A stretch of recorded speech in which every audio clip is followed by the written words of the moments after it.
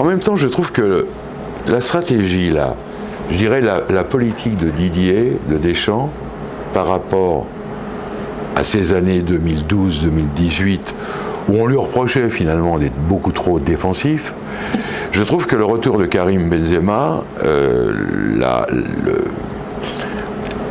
l'épanouissement d'un Coman sur le côté droit, ça renversait un peu la donne, au sens aujourd'hui où j'ai l'impression que Deschamps va attaquer la Coupe du Monde qui vient, 2022, avec l'espoir bien évidemment de la remporter, mais en oubliant peut-être ses principes de base, c'est-à-dire défense d'abord, et on joue ensuite en contre. Je crois que si Deschamps veut gagner la Coupe du Monde, il la gagnera grâce à nos attaquants. Alors très franchement, c'est une révolution, ça. C'est ce que je pensais déjà pour 2018, et la réalité m'a donné tort. La réalité m'a donné tort, c'est que l'équipe de France, elle a gagné, même si c'est vrai qu'on a marqué 12 buts, 11 buts dans les 4 matchs éliminatoires, c'est quand même la solidité de la défense qui a prévalu. Mais est-ce que tu ne penses pas que là, on parlait d'un trio, le quatuor, Coman, Benzema, Griezmann, Mbappé, est-ce que tu vois l'équivalent dans une autre nation? Non. Mais, il n'y en a pas. Non, mais quid alors du milieu de terrain? Parce que tu ne peux pas avoir ces 4 joueurs-là avec Pogba. Alors c'est tout, voilà. Pogba, ça rime avec défend pas. Voilà. Donc tu as besoin de 2 mecs, de 2 N'Golo Kanté. Voilà, tu aurais 2 fois N'Golo Kanté, le problème c'est réglé. Mais t'en as qu'un.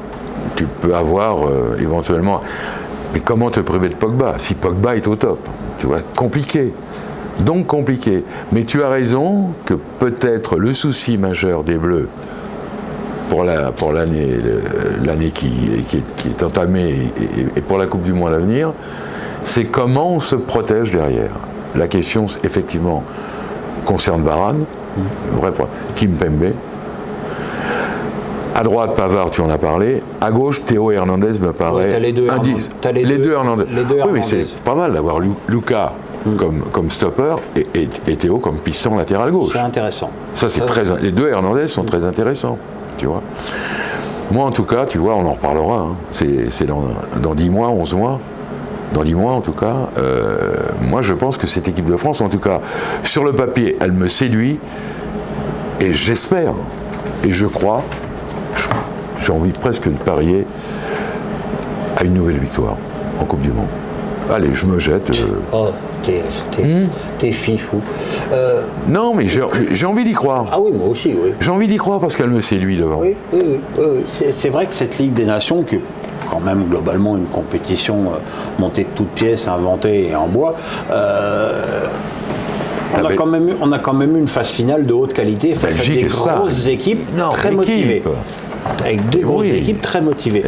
Quid de Deschamps? Ah, tu veux dire l'avenir? Ouais. Alors, moi, on me dit que Didier arrêterait après la Coupe du Monde. Et puis, pour peut-être revenir, retenter une aventure dans un club.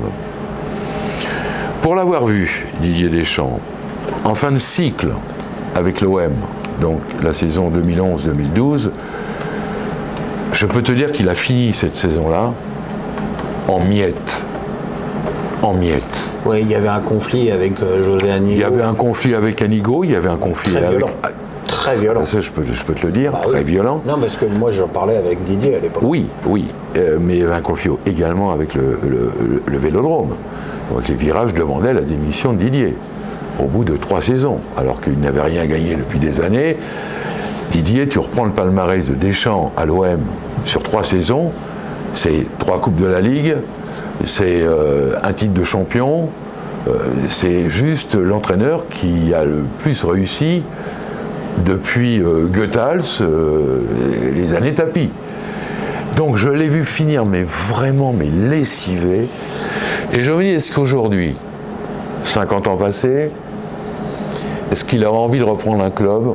La fédération, je pense pas. Je pense pas que le poste de président l'intéresse vraiment. Est-ce qu'il retournerait bien, je sais pas, en Italie, Première Ligue? en Liga, et ce qui finalement, en tant que joueur, il a fait le tour d'Europe, enfin les plus grandes nations.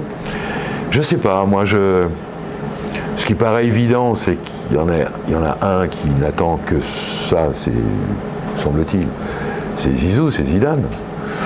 C'est tellement naturel au fond.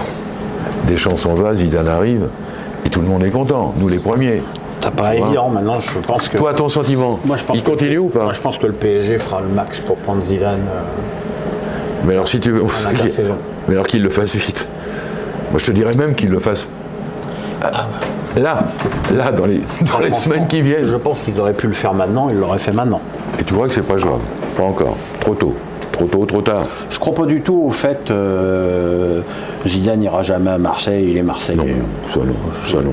C'est de la foutaise. Mais c'est un... Entraîner Paris Saint-Germain pour n'importe quel entraîneur. Mais oui, c'est non, un challenge. Évidemment. Puis Zidane n'est pas un produit marseillais, c'est un produit national. Il fait partie de notre patrimoine. Donc, il n'a jamais joué à Marseille. Il n'a jamais joué non plus à l'OM, donc il n'y aurait pas de souci. Donc pour revenir à Deschamps, je ne sais pas. En fait, je veux te dire, tout dépend de lui. Si lui, Didier Deschamps, se sent encore, soit il gagne la Coupe du Monde, et là il peut partir. Je rappelle quand même, pour les plus jeunes, que gagner 2 Coupes du Monde consécutivement, t'arrives deux fois dans l'histoire.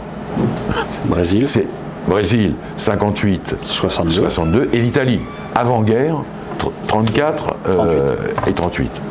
Donc ça serait un exploit extraordinaire de gagner une deuxième Coupe du Monde consécutivement. Il la gagne, il s'en va, et là, on le statufie. Soit il la perd, mais bon, il a encore envie. Tout dépend de lui, en fait. Je crois qu'il a les clés. Il y a perdre et perdre. Si tu perds en demi-finale, une demi-finale de légende, tu peux continuer. Si tu échoues au premier tour, comme tous les derniers champions du monde en titre... Voilà, si tu échoues comme à l'Euro dernier... Tu vois, là, c'est pas bien. Et là, peut-être qu'il faut qu'il parte. Mais moi, mon sentiment, c'est que la réponse lui appartient. À lui seul. S'il veut continuer, il continuera. Merci Dominique, on se retrouve tout à l'heure, enfin nous tout de suite, et demain pour un dernier thème qui sera peut-être un peu moins rigolo. Ouais.